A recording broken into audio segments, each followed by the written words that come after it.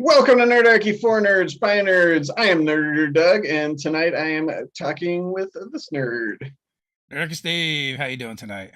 Good. I didn't have a snappy comeback, intro ready because, like we were talking about just before, I totally forgot what the topic was until just a few minutes ago. So did not have time to prepare. That's all right. But we are talking about fame.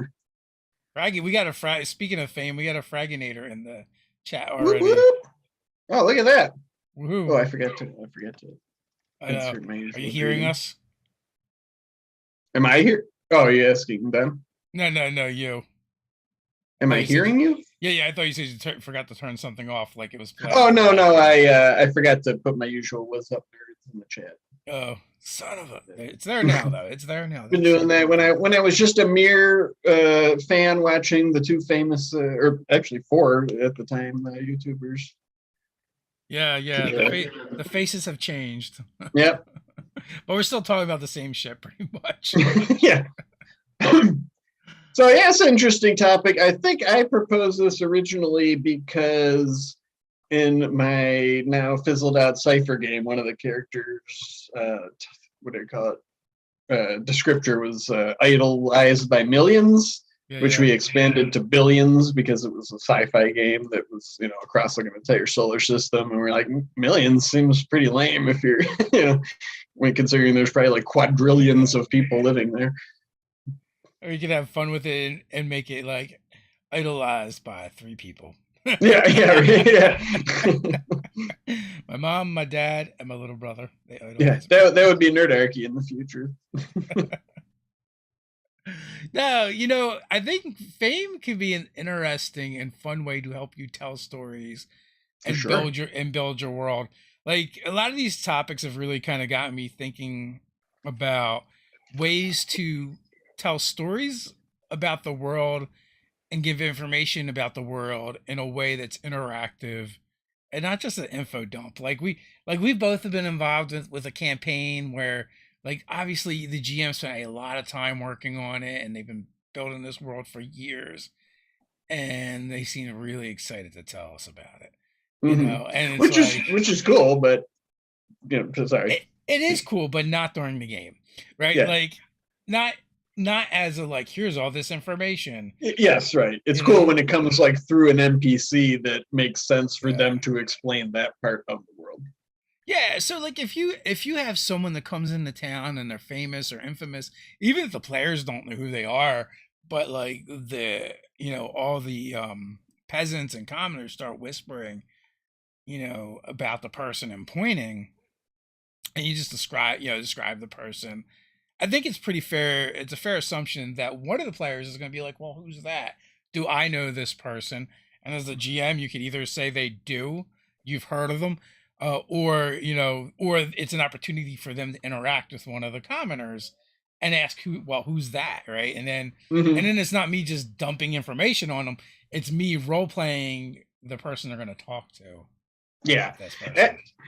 Yeah, and it's sort of like, it's putting it in the player's hands too. It's like maybe they don't ask you anything, and okay, well then you just, then I won't use that NPC, and it's just background dressing that there's some Yeah. famous NPC around, and it's like it's like a litmus test for you as a GM too. It's like, well, they don't care about that person, so Yeah, you know. so I think there's a trick to it though. Like you can almost get them to care every time. If you kind of give a description and then like have a reaction from other people, but then just stop and give them no more information and Yes. completely ignore it, then it creates like this open loop where they want to complete the loop and know the rest of the information. Mm-hmm. Which I think is way more effective than me just going, "Oh, that is so and so," blah blah blah blah blah blah blah. And after 15 minutes of talking, they're like, "Oh my god, if he's finally shut up, let's go do something else before he starts talking again." Yeah, that's a great point. And it is sort of like leading without leading too. Like, say they go into the tavern and you say like, yeah, there's a bunch of people in there, there's somebody, strumming a lute, what do you do? Then, it's like more open-ended, but or if you just or if you say like, you go in the tavern and there's like an ostentatiously dressed, performer and they're playing this song that that you heard in another tavern or whatever, then it's like, well, obviously that's somebody that, you know, maybe there's more to it. Like it wasn't just a nameless person. There's something. Yeah. You know what I mean? But you're not like telling them like, hey, there's the quest giver. And you know, to me, one of my things that I often talk about, it's like it's got that relatability factor. I mean, I often just think of like, well, what are famous people like in the real world? It's like it's a mixed blessing. Sure, it's like people know who you are. You know, you maybe, you know, you get recognized everywhere, but that can be a drawback too. People know who you are and you get recognized. It's, sometimes people don't want to to happen. That which happened in that Cypher game. It's like, you know, the guy would get like mobbed if people recognize him. Like, oh my god, you know, it's that guy. You know, that streams on our version of the internet in that world. Well, that's another thing too. Like, even through play, as the players solve more problems in the world, they're going to get more famous and more well known, which could be a double sword, right? Like, does it get to the point where they're getting mobbed by, you know, by people and they won't leave them alone? They can't take a meal in peace. They become so famous, everyone's heard about them. You know, especially if they keep being, you know, coming back to the same places over and over again, and kind of getting, you know, they're around the same NPCs a lot, so that Yes. it's gonna kind of build. Like that happened in Ted's game, where where we did something and saved some people and stopped some cultists like early on, and so the mayor kind of like congratulated us, had this like congratulatory ceremony in the center of town and gave us medals, you know, so like that group became like the heroes of the town. You know, so that would kind of come up, and there's ways to use that also as a plot device as the GM. Yeah, for sure. And you know, unlike in, you know, our real world and a D&D world, like there isn't the internet and everything. So like somebody mentioned in the chat, like, you know, it kind of depends on the Brian Smith, the size of the region and everything. Like, you know, you could just be famous for being like he says, like Bob the pig wrangler, or maybe you like, you know, you win the apple bobbing contest every year, and it's just like, oh yeah, he's famous for that, or you know, or like you know, mom's famous apple pie at the tavern or whatever. Doesn't necessarily mean they have to have like millions of people to, you know, reach that famous status. It could just be like in the frontier community, you know, that you pass through. Yeah, Brian brings up Eberron as a fantastic for telling the needs of the party with the newspaper in Sharn. Yeah. And I think I've heard of other people literally doing that as almost like their notes for their campaign notes for, you know, for the players, as like the recap and stuff, and doing it in that style. Many years ago, I used to play the Dungeons and Dragons Online MMO, and it was back when I had my own blog one of the things I used to do, I created a journalist character, and I just started like, I played it super slow. Like I never went on adventures. I just walked around the town, and I was like, I'm just going to talk to all the random NPCs and like see what they say. Cause you know, you player barely ever pay attention. Just like what people are, you know, saying on the street or their little thought bubbles. But after a while, I started getting invited to like raids and things. And I was like, look, I'm not going to fight or anything. I'm just a reporter. Cause then I would write that up on my blog as if he was a reporter for I forget the name of you know, the paper. What is it? Cronenberg. Yeah, something like that. Whatever it was. But like, and people got a kick out of it because, you know, it was like they were famous because it's like, oh yeah, like he, you know, like my adventure was written up in this thing, and I just would like follow along behind them and just stay out of danger. It was like a embedded reporter. That's pretty cool. Did your character gain XP that way? Yeah, because it was all instanced, which means like, you know, it wasn't an open world. If you went in an adventure, like there was no other players in it. So it's like if you were in there and the adventure was completed, you got, you know, everybody got the same XP. Nice. Yeah. So then you could go on like, you know, because, you know, you had to have like certain level to even go in certain things. I think I played like, I don't know, a couple hours of that, and that was it. I played thousands of hours on that. I'm just not good at video gaming anymore. I wasn't either, but I really, you know, in fact, that was set in Ebron, and you know, it's an old game, and I didn't know much about Ebron, but it was set in not Zendrick. So it was like that. My perception of Eberron was always like bad, or like Yeah. I don't know anything about like Sire or the Moorlands. It was like the jungle continent where like there was just giant ruins and stuff, and it had a real cool starting city called Stormreach, which was just like the pirate lords used to use it as a base, and it was just like people just started settling there, so they just made a city. Yeah, we used to play in Ebron, but most of our games were in Sharn. Well, the campaign I was running, where it was in Sharn, and that was like, I mean, actually, that was like the cool thing about Sharn. Like you could run almost any kind of adventures and never even leave the city. Yeah, yeah, that's the one with all the really super duper tall towers and stuff, right? Yeah, yeah, and then it's built. It was built on top of like goblin and hobgoblin ruins. So Mm-hmm. yeah, so there was like dungeons and stuff down there that Yeah, it they had could everything. explore as well. Yeah, he really knocked it out of the park with that setting. That's for sure. Big fan. Uh, yeah, Keith Keith Baker Baker. did a lot of work Yeah, putting that together. he's Um, still is over on over on the yeah, yeah, DMs Guild. for sure.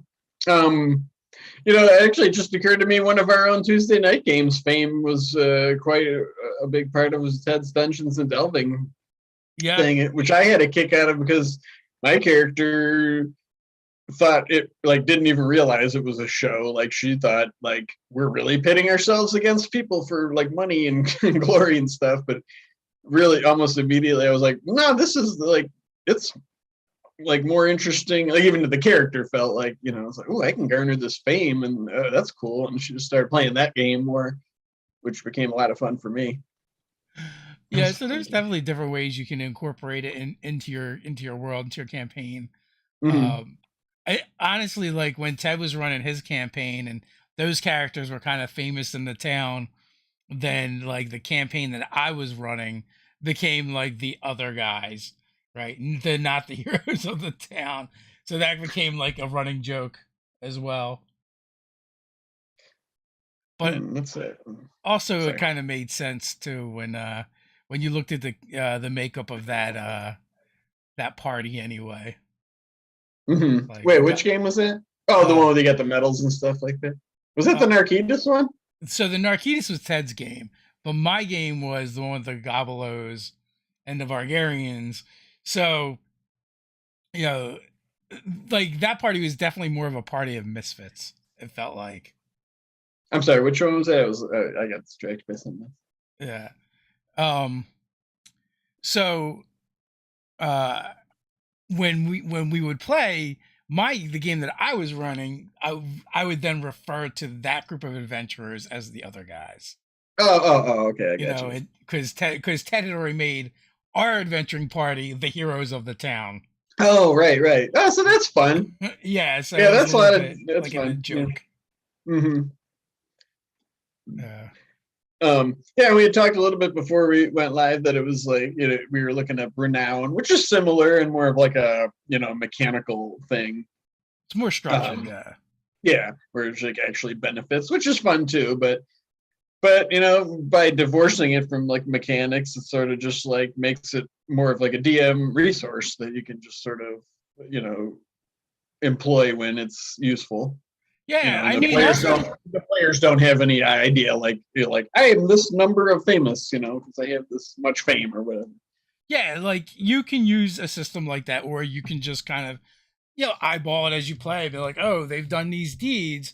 Now all of a sudden, this famous person or wealthy person in town wants to know, Hmm. who they are, invites them to dinner, right? And Yeah. also it's a way to kind of like start pulling them into the political machinations of Hmm. what's going on as different people try to exploit them and use them, or want to become honest patrons of theirs and Yeah. and kind of you know kind of like elevate them as they get noticed. I mean, and that's kind of what happened in my game after a while. Like, even though the joke at first was like, oh, they're the other guys, like then they started having their own quests that started affecting the world, Hmm. and gaining access to more influential people to try and fix these problems. Yeah, and me, I always get a big kick out of it, and players seem to too, of just like incorporating again like our own real world concepts into like those fantasy things. So you think like, well, famous people, they get swag bags, you get stuff for free. Maybe you can get reservations at a restaurant easier because you're famous, and so I like that sort of thing because it really just comes down to like human nature, and that's how people react to famous people. It's kind of like as a perk. Yeah. But and you could also do fun things like it, and introduce other things like in Ted's Dungeons and Delving game, where like fame was kind of a big part of it, but not necessarily mechanically. Yes. Um, it was more of a narrative element.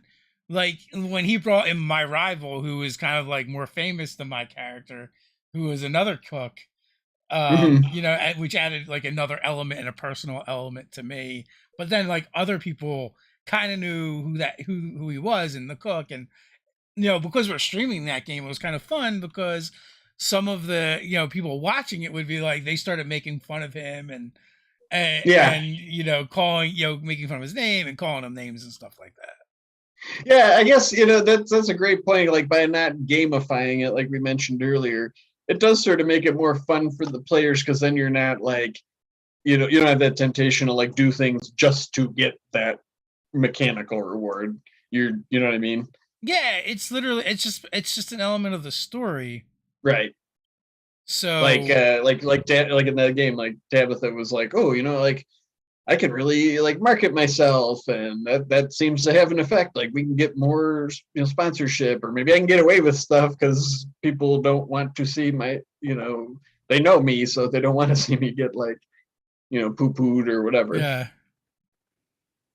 Yeah, that was such a transformation. Like I went into that game with that character thinking like she doesn't care about any of that stuff. She just wants to like kick butt in these things and fight monsters. And then like after like 3 or 4 sessions, I was like, it was the 180. It was like I don't care about that at all. I'm just like the between sessions were more fun. Like how can I increase our notoriety?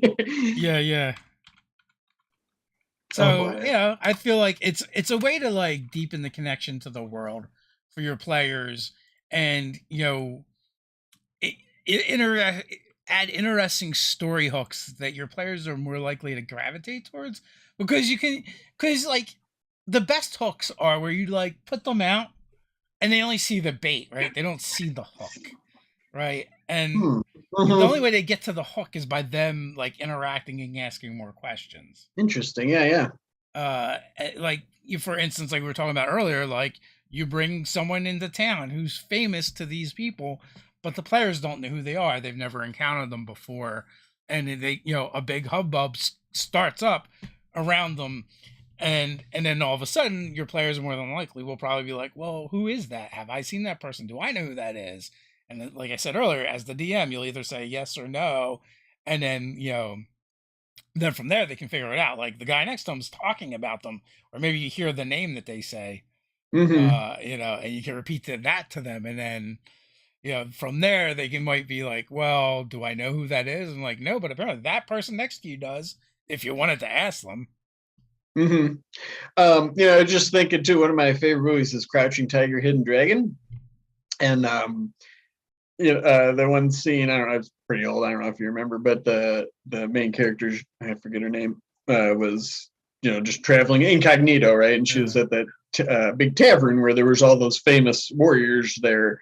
And it was like, oh, I can prove my mettle by beating all these people, which she did because she had that green destiny sword. But it's kind of cool for like, I mean, that concept of like the famous swordsman too, or like that whole sort of I forget that there's a term for like the in Chinese folklore of just like that fighting culture, and like people are just famous because they're like, oh, he's the famous guy that's like really good with the mace or really good with the sword or whatever. Um, and so just even if it's not like a battle to the death, it might just be like something cool for fighters to do. Just like, well, I want to test my skill against it, like they're that famous. It doesn't have to be like a mean spirited thing. It could turn into that or a rival, but it could just be like I want to see if yeah, and it can be very fertile ground for role playing too. It's like maybe that's just a myth and they really aren't that good, but they just perpetuate it. They're kind of like a fop or something that could be interesting. And then you could lead into like maybe they you know, don't want the player characters to like reveal that, like, hey man, don't ruin this for me. You know what I mean? Like that could be lead to a lot of interesting scenarios. Yeah, or some other kinds of intrigues, like I only fight after I've drunken with someone, and they try and get them drunk or poison them, to incapacitate them so that they can't fight. Uh, Mm-hmm. it's because part of their shtick is to never actually have people see them fight. Yeah, right. Yeah, or it could be like it could be a quest too, or at least a journey. Like maybe like, okay, well, meet me here at this time. That could be Yeah, a nice way to just like sort of also buy yourself some time as a DM if you were just kind of going on the fly. Like, I wasn't prepared for this, but just be like, meet me, at that mountaintop in 3 days or something. And it's like, yeah. okay, well, now I just bought myself some time to develop that, and I got to get there, so I can do a whole journey and adventure in of itself. So I kind of introduced a little bit of this into my home game Under the Dome, right? Oh, that's so much fun. I like Not hearing about it. not like on the scale that we're talking about, but just Sure. like, so people don't generally leave the dome. It's not safe. But the scavengers do, and they're essential. So one of the things that scavengers do before they leave is the whatever gate they're leaving out, there's a couple guards there and they have a book and you have to leave your mark, right? And Mm-hmm. part of the reason why they do that is so when other scavengers return or people return, like if they come back with all someone else's stuff, they're like, wait a minute, what happened here? Right? Mm-hmm. And because all the scavengers are kind of known, or at least who's coming in and out of the city is kind of known. Now, it's a little bit corrupt, so you can kind of bribe your way, past that. And just depending on who takes an interest in you and what you're doing, you might have different meaning as well. Because Mm-hmm. they found out because they were leaving the city to go procure and scavenge crystals, but also they know of an adventuring party that didn't make it back. There was a sole survivor that ended up dying. So they're like, they had a really cool ride and they wanted to get their mitts on it. But I was like, getting it back in might not be as easy. Like you're gonna have to figure something out. So what they did is like instead of going back in the gate that they came in, they went through a different gate. They kind of like filed the serial numbers off before they came back in, and then bribed the guard. Mm-hmm. Do the different racer clubs like do they wear rockers and stuff? Or you guys got into that? I don't. We haven't really talked about it, Oh, okay. but like I think they do have different insignias.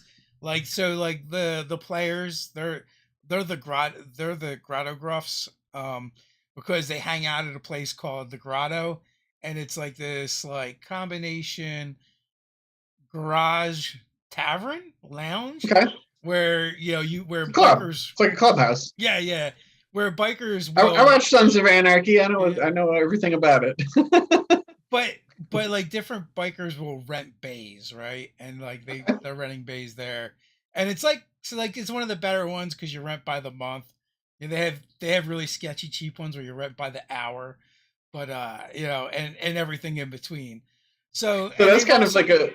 Oh, go ahead. I Sorry. was just gonna say they've also won their first race, so they're gonna start getting some recognition from that as well. Yeah, so that's sort of like fame and like a location, right? Yeah, Like that's like that, it's growing in notoriety. Like, oh yeah, like these guys must, they all operate out of like the grotto, and like that's a famous, garage or whatever. I mean, I don't know how much it is in the world, but it could be, or other places, where well, it's just like the kind of location because itself is like famous. the manager was a famous racer, and then Mm-hmm. Oh, there's a bunch of like rumors like floating around why they aren't a racer anymore. that's So cool. everything from like they did something sketchy to they pissed off the wrong person. So Yeah, again, and it's you just another way to incorporate like those concepts of fame and famous Yeah, in people. my little homebrew setting, there's several like famous like landmarks that are also tied to like well-known stories and stuff, and like many a player has gone in search of the legend of Goldhorn up on the Tri Peak Mountain and stuff like that because it's like it's big, you can see it, Yeah. it's hard to get to, and It's funny because it's like often my campaigns tend to fizzle out, but it's like it's usually like one of the first things people hear about in town, and the players always are interested and want to go investigate that famous landmark.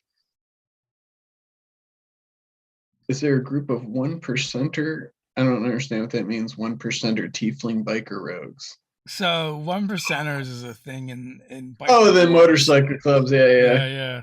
What does that mean again? I just was reading that the other I'm day. sure the 1%ers are people that have killed people. I think. Is that what it is? I think so. Geez, in a D&D world, there's probably 1% of people haven't killed something. Yeah. It's D&D, man. It's D&D.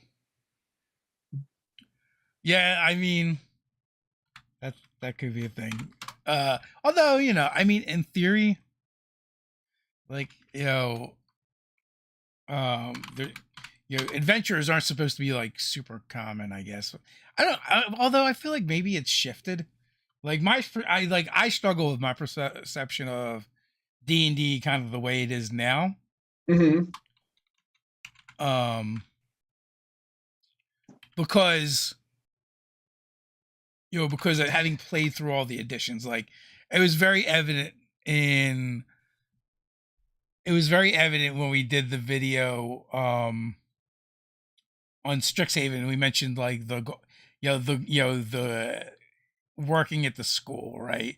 Because for us it's like 5 gold a week. That's crazy. And then like in the comments, people are like, "Why don't you read the book, dummies?" Because it's like I remember like a that though, piece a day or something. There is some wiggle room though, because it said like that's the income for like a laborer, and it's like you're working at a coffee shop. I mean, like to my mind, it's just like you're not making as much as some guy that's like jackhammering the freeway and stuff like that. You're just like, yeah, so yeah, if we're working at a coffee shop, that is a lot of money, I think, right? Let's see. Swift-filled destroyer of worlds.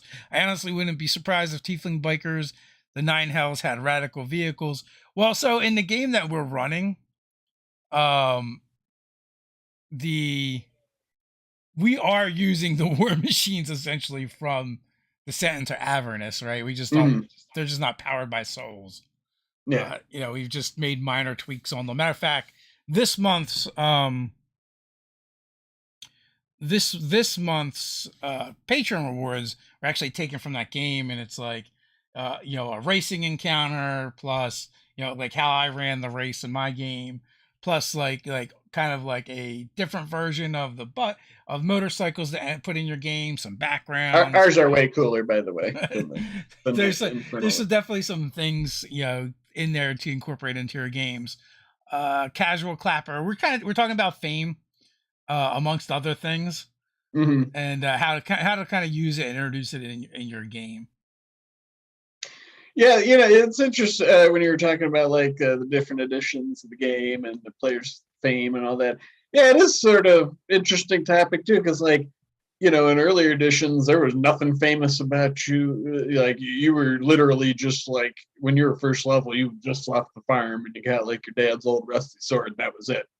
Yeah. But but at like 5e, it's like you hit the ground like it's not 0 to hero, it's hero to superhero. So it's just like, yeah. I mean, are you kind of famous? I mean, you could be if you had a folk hero background. That's a level of fame, or I mean, you're way more skilled than a commoner in when you're first level.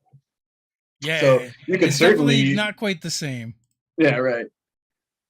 What about famous? Oh, yeah, great point, Brian Smith. What about famous creatures? I love the idea, especially since I don't run like long campaigns with lots of combat. I've not always, but for the last several years, I've really liked the idea of like, there is only like a manticore. It's not like, oh, it's a manticore. That's the manticore. Like there is only one, or I just like that idea too of and like I was saying earlier in my game, actually you can go on DM's Guild and look up the famous Goldhorn creature, which I'll try to put a link on in the chat or something. But yeah, it's a basically like a white stag, but it's got some cool supernatural powers. And woe be the person who fells that creature and fails their save. I'll just say that.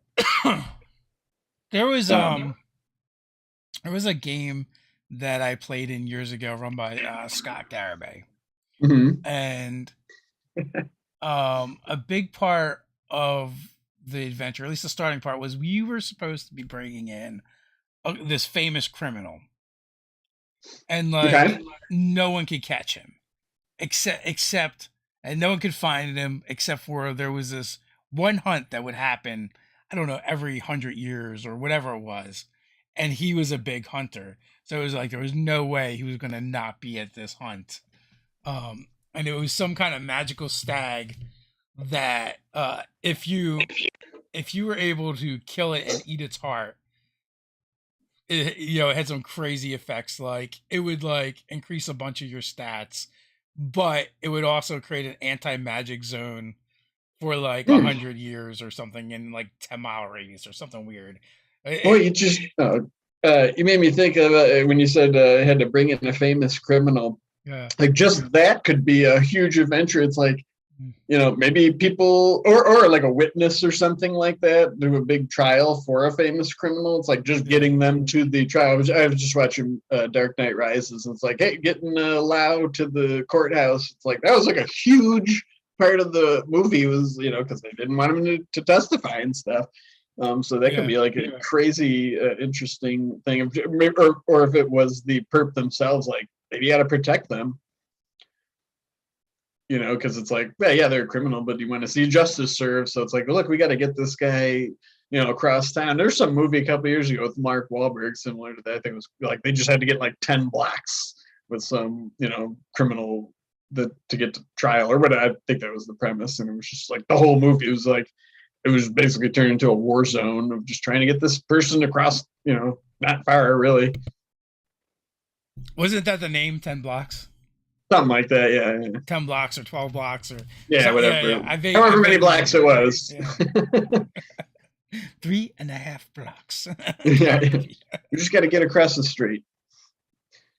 Yeah, so I think if I remember correctly, the reason why this criminal was so famous, so much infamy, that he wanted something in a town, and his way of getting at it was he decided to destroy a dam and flood the town and just wipe it out.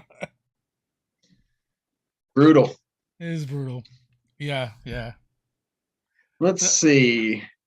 Oh, this sounds like one of your old edition characters. What if you gained notoriety by force? An example, an illusionist player mentally forcing everyone to like them or magically gaslighting them into respecting the player or party. Didn't you kind of like charm somebody even like never even left the town or something like that? Yeah, early on, there was an enchanter character that was very sketchy and did that, and totally ruined Ted's adventure because he couldn't leave town. In the early days when Ted was not quite as a nimble DM. Yeah, but see the thing with that though, with doing anything like that, eventually it's going to come back to haunt you, right? Your fame you're going to go from fame to infamy. Yeah, right, real fast. Once people especially when those spells wear off and they know. Yeah, charm and enchantment spells aren't what they used to be. Isn't that one of the enchanter wizards features though? Like at some point, like they don't know. I think it's like maybe their 10th level feature. Like it might be. Yeah. But up until then, it's like any charm person is also, like, we affectionately refer to it as, summon pitchforks and torches. So. Yeah. I just it's not have to do with fame, but somebody just mentioned something I was looking at the other day, and like about when your barbarian gets charmed, or it's like, have you ever heard of anybody just trying to re-charm them? Like, what if your wizard cast charm? Would they just be back to normal, or I guess they'd be they'd be charmed just under your control. Right. Instead. Have you ever come? I mean, you've played a lot of D&D. Have you ever been in a game where that happened? No, but it's definitely. It seems so obvious to me now. Like, yeah, duh, just charm them back. I feel like in our games, like the players never have that spell in order to do it. Mm. So, Yeah, I um, was surprised. I was like, wow, all the D&D I've played and just watched and read about. It's like, man, I never thought of that before. well, you know what? It could have totally been done. It could have totally been done in. So I had two sessions where I ran a session and one of the monsters thing was taking control of a player, Mhm. and it happened to one of the characters, and they whopped on the party. Then the next session, I ran an event, pre-written adventure that had that ability in there, so it Oh, happened to them again. Um, and in that campaign, they could have, because Ryan's character Falcor would cast suggestion often, but it was not you. It was not used. hmm. Now I don't know if it lasted long enough for that to be a thing. You know, if they finally like shook it off, but that it could have been a counter. Yeah. Here's an interesting thing that just crossed my mind to expand outside of the any games that we play. Did you ever, in your wildest imaginings when you were a kid, think that you, to some extent, or anybody, literally anybody on Earth, would be famous for playing D&D? That's sort of a modern day thing that's still I No, find strange. the most famous thing I saw about D&D back in the day was Phil Donahue doing a show on the Satanic Panic. Yeah, right. Yeah. And then, man, I don't know. Like then, like after that, what it would have been like? Was it Mazes and Monsters, the movie where you Yeah. kind of see the the idea of D&D, and then anything else would have been like the Gamers, where but that stuff was kind of like cultish anyway, cult classics, so they weren't like Hmm. mainstream. It wouldn't be until like super recent. Right. And as much as I'm a critter, and those guys are awesome. I have to point to Penny Arcade for really getting that ball rolling as far as making like people becoming famous for playing D&D. I mean, they that is the PAX is their convention where they started doing that. And Yeah, because I mean like they were even they said the same thing, like why would anybody want to watch this? definitely the OGs, but it never broke out of the niche, right? It never Yeah, the extended closest I beyond. ever came, there was some like entertainment personalities that played 4E with Chris Perkins around that time. I don't remember they weren't gamer nerds. I don't remember. It was some kind of like comedy. Oh, it was the what's that Robot Chicken? Okay. Remember that? Yeah, Like yeah. those guys played like they that when 4E was the best version of D&D was coming out. They had some campaigns that they they made videos and stuff. That might have even been before like YouTube was even a big thing. Yeah, I know like Satine Phoenix used to do a yearly charity game, and they streamed it on, I think it was called Ustream. Okay. It was like a streaming service, but like I think I might have like I feel like it was either really early YouTube or before YouTube, Mm. and it was like you had to have a link to it, and it wasn't like you weren't like gonna go there and hang out and look for things. Yeah. Um, oh boy! And speaking of famous D&D personalities, perhaps it's something that you and Ted are involved in, and that I've done before. D&D in a castle later this year. Talk about gathering all the famous D&D people in one place. There's a ridiculous. I mean, like you name some personality that's famous for Yeah, playing D&D, and you could probably play D&D with them at D&D in the castle.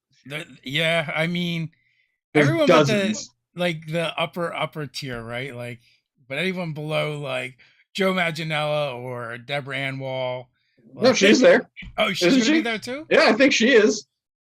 Yeah, I'm not. Don't hold me to that, but I mean, they had that castle booked from like March through like There, October. well, yeah. There's a bunch of them. They're doing 8 rounds. Yeah. And when's yours? September? It's like mid-September. We are like I think we're like the third week. in September. Are you and Ted going at the same time? We are. We are. Oh, that's cool. At least you won't be like, Oh, I mean, you know all those people anyway, so it'd be cool too. Well, I wouldn't say to all of them, but a bunch of, and like I don't know, D&D people are kind of easy to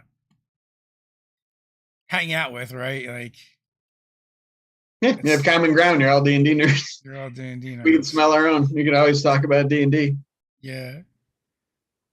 Oh, wait a minute. I can actually pull it up and look and see. Oh, cool. I'll check out the chat. We are round 5, which is September 14th through the 18th. Ooh, now that's a cool.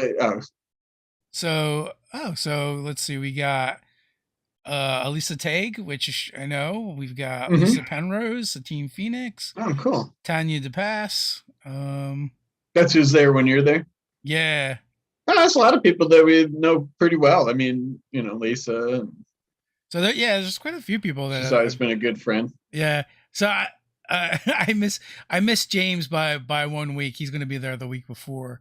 Oh, okay. But also, I can just like go over his house. So yeah. You play. You play in a home game with him. At his house? No, is that the one you go at Carlos's?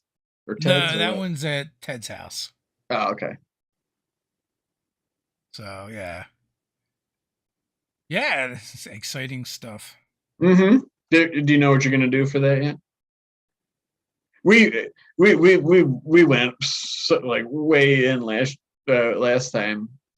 I think it's gonna be more scaled back than that this time. I'm guessing. Well, we just wanted to do something interesting that kind of have that like co-shared setting, which I thought was a lot of fun.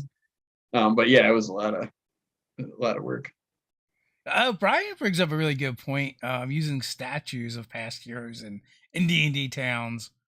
That is cool. Any other game, right? Like, and it literally generally would work in any kind of setting, right? Like in a fantasy setting, a stone statue, but like in a futuristic setting, it might be like they might be like holo statues or something.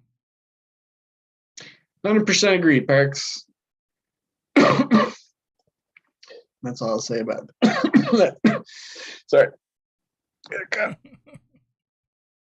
Don't die, dude. Or if you do it on camera. Yeah, gotta get those clicks. We need one of two things. Yeah, all your politics discussions should probably be in game. About the world, not real politics. Yeah. Whatever's going on with the king that's taxing the farmers and helping them with their revolt. Or putting it down. It's D&D. You can do either. Yeah, and related to fame, of course, is infamy, which is basically just being famous for something bad, essentially, right? I mean, would you say that's what it is? Which we had talked about like a lot of times we try and like pair things up that go together. And we were talking about infamy possibly next week, but I'm like, I feel like it's almost the same as fame, really. It's just like you're just talking about people that are known for bad stuff instead of good stuff. Which, in my experience, would probably be more likely that a lot of characters would fall into. Not in my games, thankfully. I'm blessed with having players that often like to be good people, like I like to play. Well, it came up in like my Under the Dome game a little bit too, like in session 1 with the different racers, because like there was 5 other crews that were racing, and one of them was actually like an outlaw gang, right? They're actual criminals. So they already so the players already kind of knew like you could mess with those ones if you wanted to, but the repercussions for that might be a bit more severe. Yeah, and when you're talking crime stuff, it's like that's the last thing any of the characters want is fame. I mean, maybe amongst the underworld and stuff, but you certainly don't want the law enforcement to know who you are. Or in the project that we're working on, which we've talked about that, right? Yeah, I think we talked about it a little bit. Yeah. Our Zoo Mafia game that we're developing that we're going to play test after Nobody's Heroes. Is that right? Yeah, tomorrow Nobody's Heroes session 10. Okay. And we'll have 2 more sessions after that. that we take a week off, do a session 0, and then we're playing. So, I mean, that's like 4 or 5 weeks from now. Yeah. So you certainly don't want your characters to have any kind of fame at all, because as far as anybody knows, you're just a regular old zoo animal. Yeah, well, yeah, but then if you lean into the mafia side of things, right, especially in that Mhm. era, like the Dons were really well known, True. you know, in their Yeah, that's a good neighborhoods. point. Yeah. But and liked, Yeah, because it's like they weren't hurting the normal people. Well, unless you're collecting protection money and stuff like yeah, that. but yeah, for the most part, you know, like they were liked and respected, you know, and you know, supposedly there was more of a like a code or whatever. Yeah, Uh, so Phil Swift, it was you know, there. talks about possessions and fame, Hmm. and that actually is another thing that came up in one of my home games. Okay. But and it's also a magic item in the deck or in the deck of the Mage Forge, and that's the Dracul sword, Mm. which you know belongs to a specific knighthood. So Ted's character was very hesitant to enter the city where they're kind of renowned and kind of live and their organization is centered. He's like, I don't want them to go there and take my sword. I like my sword. That's a great example too, because that's not a super powerful item. No. It's a magic weapon and stuff, but it has a fame attached to it, and it's really neat that in your game that's sort of like become like that they kind of glommed onto that fact, right? It's not just like, yeah, this thing stinks, pitch it or whatever. But it's just like, oh, it's cool, but and it does have some kind of status, and it's like maybe I don't want everybody to know I have this famous blade, right? There was a question, it wasn't related to fame, but I thought it was interesting. Oh, here it is. Glitterbeard says, what about a Pulp Fiction, the movie, styled game out of order or a cursed reverse level from 20th to first level game where players have to pick and choose until only cantrips remain? That's like one of those concepts that I've seen and thought about over the years. And it's like, I just don't think it would work out because, like, who wants to play a game where you're actively trying to get less powerful? Yeah, so You know what I mean? It's like, I don't want to reach those milestones. like there's that, and it also makes me think of the game where nobody knows who they are or what they can do. Like there are things in theory that sound like fun, but they're actually more annoying than Yeah, anything when you begin trying to execute them. right. Yeah, So that is a weird one too. It seems like it would. I've never played or even actually like read or heard anybody that really did that though. But just conceptually, where it's like, I'll try to lift this thing. Like, am I even strong? I don't know. What's my strength score? It's like that just seems boring to me, and like really, really tedious. yeah. Like there were, what I mean? Like it would like there would never be momentum because it's like everything you do, you'd be like figuring out, can I don't even know what I'm rolling. I don't even know what my score is or my modifier. I talk. I talk. What Yeah, language comes yeah, out? yeah, right. Who understands me? And now that being said, if there was, I mean, game designers are very creative people. If there was a game, an actual game designed around that concept, Yeah. I'm sure innovative designers could probably come up with cool stuff. But I would not try that with like So any game that I can think of. Phoenix Dawn Command is a game where you level up by dying, but again, still you're still getting more powerful. Yeah, right. But you can only do it 7 times and then the game is over. Yeah. Um. Oh, and other genres. I mean, geez, one of the something that is very hand in hand with fame is the superhero genre, right? Yeah. I mean, Well, that's kind of your whole shtick. the game, well, yeah, it's like, well, sort of, but also like not letting people know who you really are is usually Mm-hmm. part of the trope as well. Yeah, absolutely. But yeah, you hero persona, you want to Yeah. be famous, or you could be like look at Bruce Wayne. I mean, he's he's a billionaire, so it's like he's 100% globally famous. I Yeah, mean, yeah. At a you certain know, point, he was probably more famous than Batman for quite some right, time. Like yeah, even after yeah, Batman became rose in his fame, there was probably still parts of the world that didn't know who he was. but they Mhm. knew they knew who Bruce Wayne was because of Wayne Enterprises. Yeah, and that probably be, I'm sure there's Batman stories about it, but it's like that would become like sort of a juggling act where it's like, geez, they're both super famous. Like, why are they never in the same place at the same time? Or like in that, like in Dark Knight Rises, when that guy was trying to, tell Lucius Fox that he figured out Batman. He's like, so you think one of the most famous people in the world, who's also like ultra rich and powerful, also goes out and beats criminals to a pulp with his bare hands, and you want to blackmail him? It's like, okay, good luck.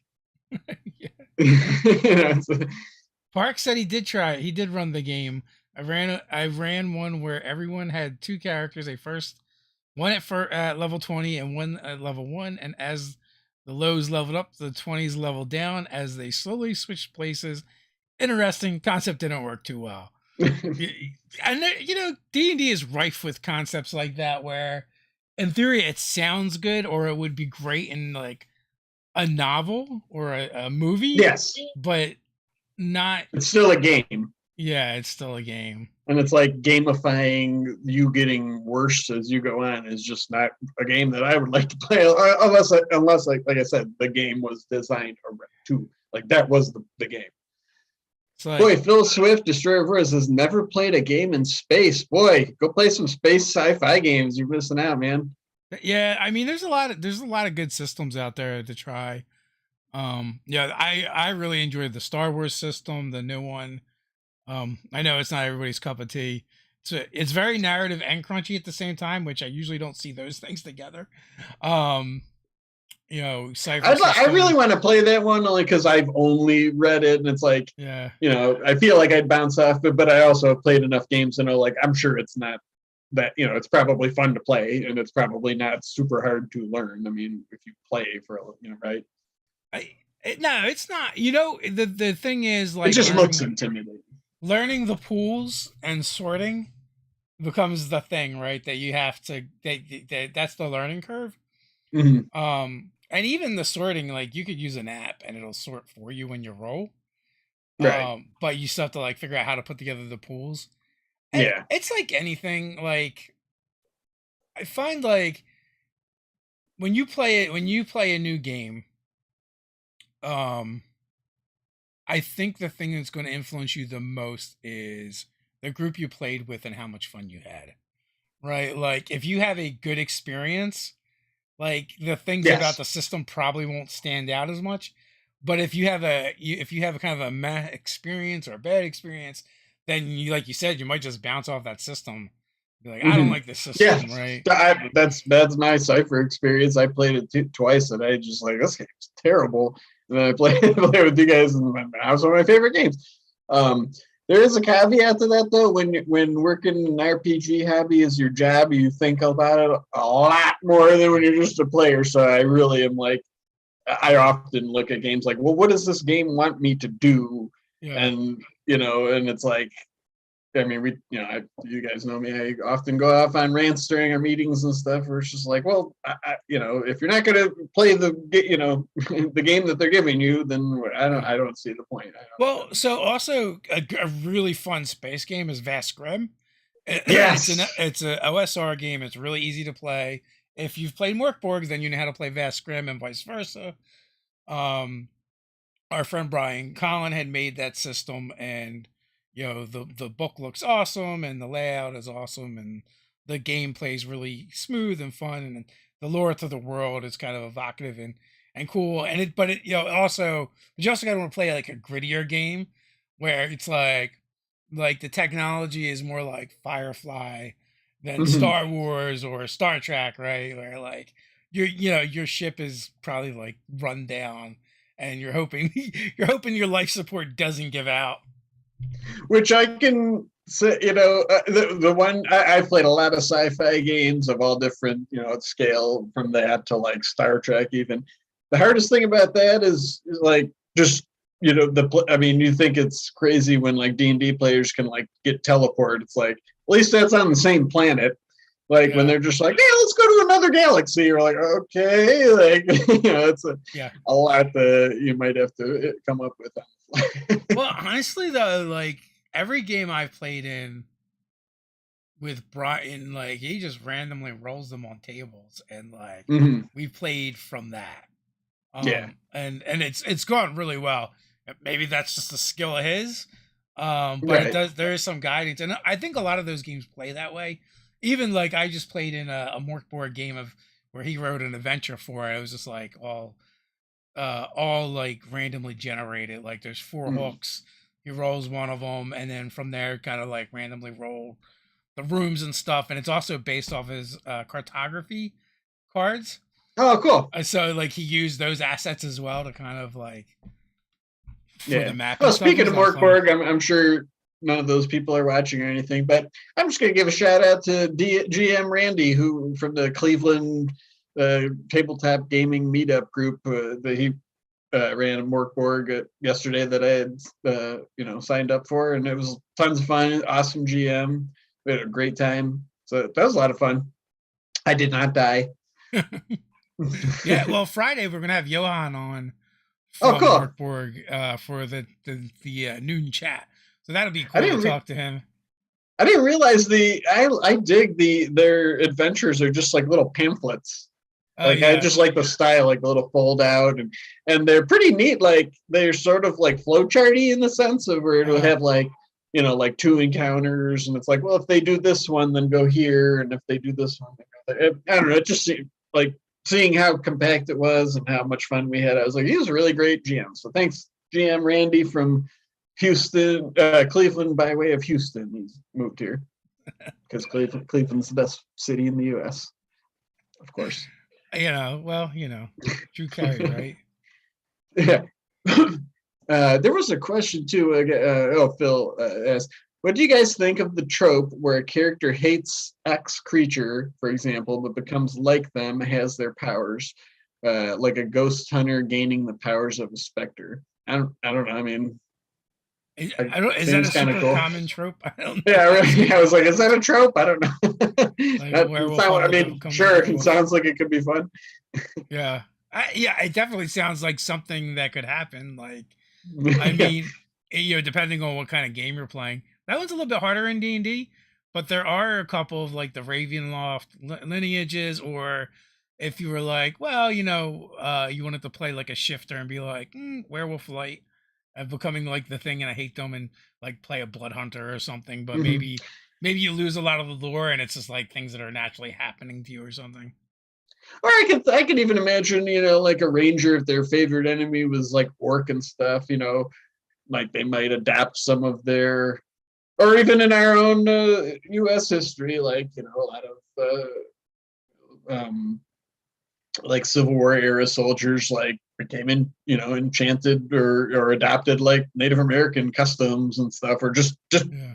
even getting to know them, like these are just people. I don't want to do this anymore. Like they have a nice kind of life, or maybe you gain a respect for them and you don't hate them anymore. And sort of like by Yeah, it adopt. could be an evolution, right? Like, Yeah, so it could be a cool character arc for sure. actually, it makes me. Yeah, the only thing I can think of, I think of the Disney movie.